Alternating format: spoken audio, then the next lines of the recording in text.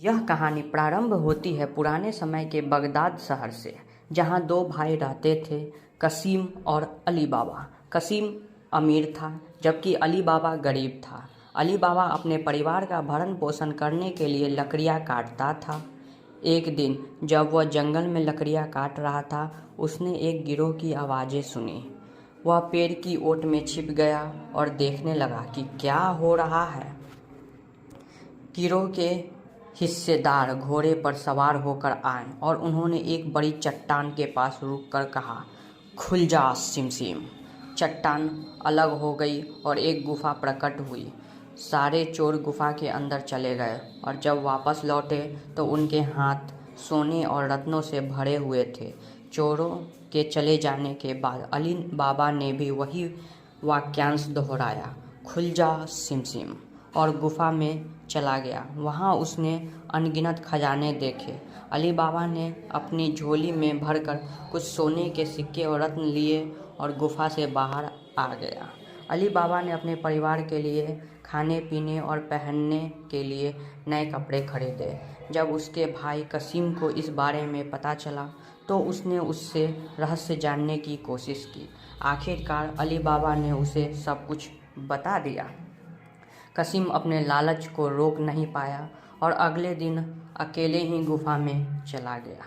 उसने खुल जा सिमसिम कहकर गुफा को खोला और अंदर चला गया। उसने बड़ी मात्रा में खजाना इकट्ठा किया, लेकिन जब वह बाहर निकलने का समय आया तो वह वाक्यांश भूल गया। वह गुफा में ही फंस गया। चोरों ने जब गुफा के अंदर कसीम को देखा तो उन्होंने उसे वहीं मार दिया। जब कसीम लौट कर नहीं आया तो अली बाबा ने उसे ढूंढने निकला। उसने गुफा में जाकर अपने भाई का शव पाया और उसे बाहर निकालकर बगदाद ले आया। कसीम की मौत से अली बाबा ने सबक सीखा कि लालच का नतीजा हमेशा बुरा होता है। अली बाबा जब खजाने का मालिक बन चुका था, लेकिन उसने बुद्धिमानी से उसे छुपा कर रखा।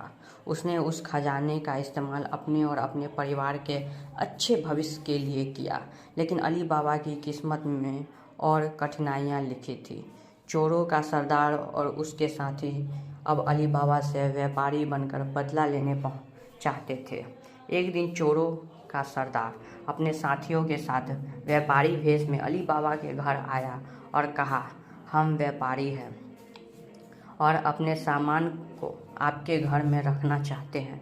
अली बाबा ने उनके चालाकी को नहीं समझ पाया और उसने उन्हें ठीक समझा और अपने घर में जगह दे दी। चोरों का असली इरादा रात में अली बाबा को मारने का था, मगर अली बाबा की नौकरानी मर्जीना ने इस चालाकी को भांप लिया। उसने एक तरकीब सोची और चोरों का ध्यान भटकाते हुए अपने बुद्धिमानी से सभी चोरों को बेहोश कर दिया।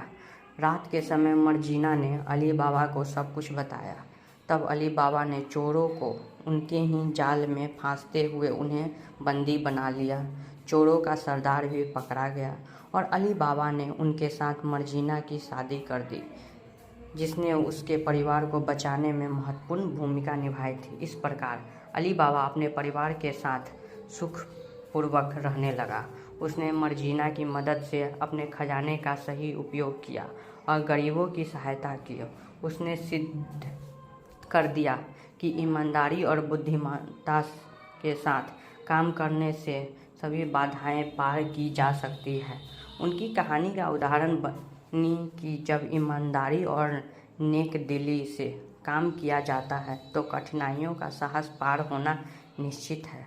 अली बाबा की अमीरी और मर्जीना की समझदारी से उनका परिवार हमेशा खुशहाल रहा।